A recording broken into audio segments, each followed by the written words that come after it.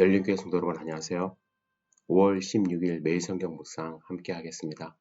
오늘 나눌 말씀은 사무엘상 5장 1절에서 12절의 말씀입니다. 우리 함께 읽겠습니다. 블레셋 사람들이 하나님의 궤를 빼앗아 가지고 에벤에셀에서부터 아스돗에 이르니라. 블레셋 사람들이 하나님의 궤를 가지고 다곤의 신전에 들어가서 다곤 곁에 두었더니 아스돗 사람들이 이튿날 일찍이 일어나 본즉 다곤이 여호와의 궤 앞에서 엎드러져 그 얼굴이 땅에 닿았는지라. 그들이 다곤을 일으켜 다시 그 자리에 세웠더니 그 이튿날 아침에 그들이 일찍 일어나 본즉 다곤이 여호와의 궤 앞에서 또다시 엎드려져 얼굴이 땅에 닿았고 그 머리와 두 손은 끊어져 문지방에 있고 다곤의 몸뚱이만 남았더라. 그러므로 다곤의 제사장들이나 다곤의 신전에 들어가는 자는 오늘까지 아스돗에 있는 다곤의 문지방을 밟지 아니하더라. 여호와의 손이 아스돗 사람에게 엄중히 더하사 독한 종기의 재앙으로 아스돗과 그 지역을 쳐서 망하게 하니 아스돗 사람들이 이를 보고 이르되 이스라엘의 신의 궤를 우리와 함께 잊지 못하게 할지라. 그의 손이 우리와 우리 신 다곤을 친다 하고 이에 사람을 보내어 블레셋 사람들의 모든 방백을 모으고 이르되 우리가 이스라엘의 신의 궤를 어찌하랴 하니 그들이 대답하되 이스라엘의 신의 궤를 가드로 옮겨가라. 함으로 이스라엘의 신의 궤를 옮겨갔더니 그것을 옮겨간 후에 여호와의 손이 심히 큰 환란을 그 성읍에 더하사 성읍 사람들의 작은 자와 큰 자를 다 쳐서 독한 종기가 나게 하신지라. 이에 그들이 하나님의 궤를 에그론으로 보내니라.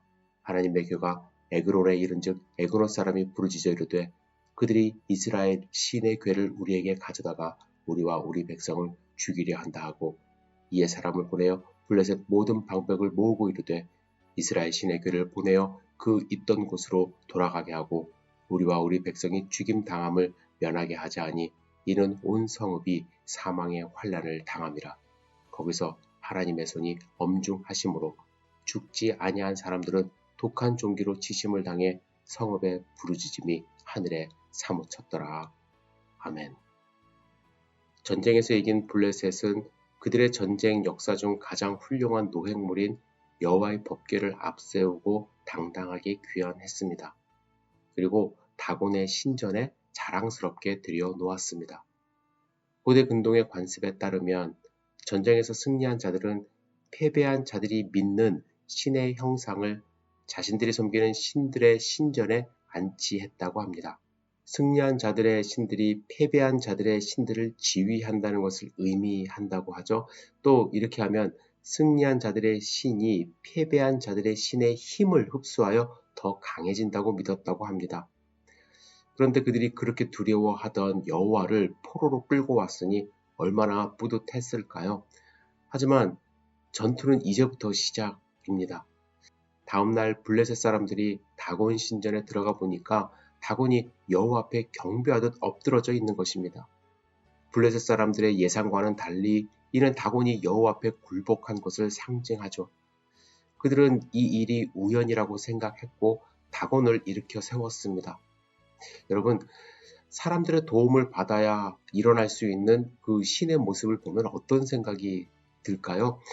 이것이 우상의 본질이라는 것입니다. 우상은 인간이 없으면 존재하지 못합니다. 반면에 하나님은 인간과 상관없이 영존하시는 분입니다. 그런데 다음날 또 가보니까 다곤이 엎드러져 있었을 뿐만 아니라 이번에는 목과 손목이 부러져 있는 것입니다. 이 당시 머리와 손은 전쟁의 승리를 상징하는 전리품이라고 합니다. 그래서 승자들은 패배자의 머리와 손을 잘라 모으곤 했던 것이죠. 이틀 전만 해도 절대적인 승자로 보였던 다곤이 이제는 여호와의 경배자가 되었다가 오늘은 또 희생 제물이 되었음을 의미합니다. 다곤이 머리를 잃은 것은 사고력이 없다는 것을, 또 손을 잃은 것은 능력이 없다는 것을 상징한다고 합니다. 능력을 상징한 다곤의 손과 괴롭히시는 하나님의 손이 지금 대조를 이루고 있습니다. 이제 하나님은 다곤 신뿐만 아니라 블레셋 사람들을 심판하기 시작하십니다. 여호와의 심판이 다곤에게만 국한하지 않고 다곤을 섬기는 블레셋 사람들에게도 임한 것이죠. 그래서 여호와의 손이 엄중히 더하니라는 말씀이 있습니다. 블레셋 사람들이 당하는 모든 고통이 하나님의 손으로부터 온 것임을 강조하고 있습니다. 먼저 아스돗 사람들 사이에 독한 종기가 전염병으로 나돌았습니다. 헬라어로 번역된 70인명에는 쥐가 그들 나라 곳곳에 나타났다라는 말을 더함으로써 그 원인을 알려주십니다. 독종에 견디다 못한 아스돗 사람들은 여호와의 궤를 가드로 옮겨요. 그들이 여호와의 궤를 옮긴 이유는 여호와의 손이 우리와 우리 신 다곤을 치기 때문이라고 말합니다. 여러분, 논리적으로 얼마나 그들의 생각이 어리석습니까? 여호와가 참 하나님 신이라는 것을 알았다면 여호와의 언약궤를 다른 곳으로 옮길 것이 아니라 다곤을 버리고 참 신이신 여호와를 섬겨야 할 것 아닙니까? 다곤의 보호를 받지도 못하는데 오히려 다곤을 보호하고 끝까지 다곤을 버리지 못하는 그들의 모습을 발견할 수 있습니다. 저는 이들의 행동을 보면서 이것이 우상 숭배의 본질이라는 것을 다시 한번 알게 됩니다. 우상은 인간을 돕는 것이 아니라 오히려 인간의 도움에 의해 존재합니다.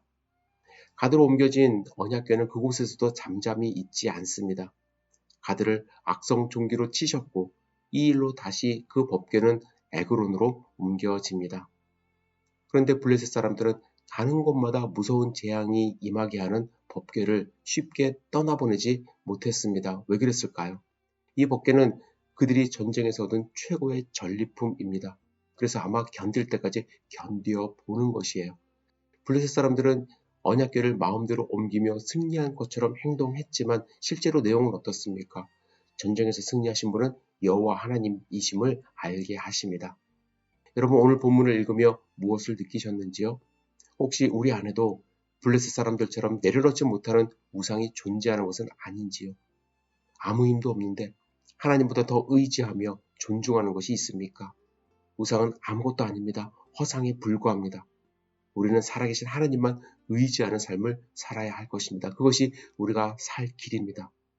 이스라엘 백성은 하나님과의 관계없이 언약궤만 있으면 승리할 것이라고 생각했습니다. 그것도 우상 취급하는 거예요.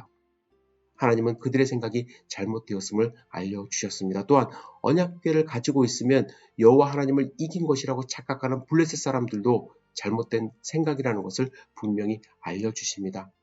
우리는 하나님과 어떠한 관계 속에서 살고 있습니까? 하나님을 우상처럼 대하지 마시기를 부탁드립니다. 친밀하게 하나님과 관계를 가짐으로 하나님의 자녀로 승리하는 귀한 하루 되시기를 주님의 이름으로 축복합니다. 기도하겠습니다. 전능하신 하나님 아버지, 오늘 하루를 온전히 주님께 의지합니다. 주님, 우리를 보호해 주시고 우리와 함께 동행하심으로써 하나님을 우상 취급하지 않고 긴밀한 살아계신 우리와 친밀하게 교제하시는 하나님과 함께하는 하루가 될 수 있도록 인도하여 주시옵소서. 오늘 하루 하나님을 온전히 의지하며 살아갈 수 있도록 도와주시옵소서. 예수님의 이름으로 기도드렸사옵나이다. 아멘.